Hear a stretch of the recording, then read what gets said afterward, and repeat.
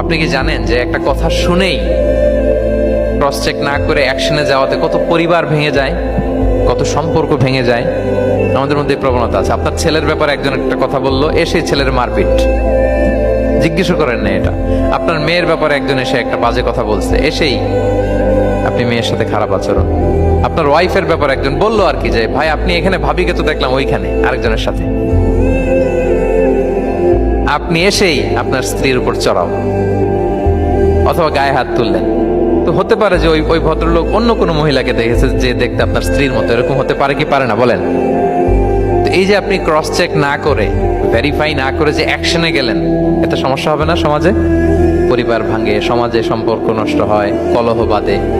এই জন্য আল্লাহ তাআলা বলেন যে সোসাইটিটাকে যদি পিসফুল করতে চাও, ইদা জাআকুম ফাসিকুম বিনাবাইন ফাতাবায়ানু, নিউজ আসলেই বিশ্বাস করো না, you have to cross check.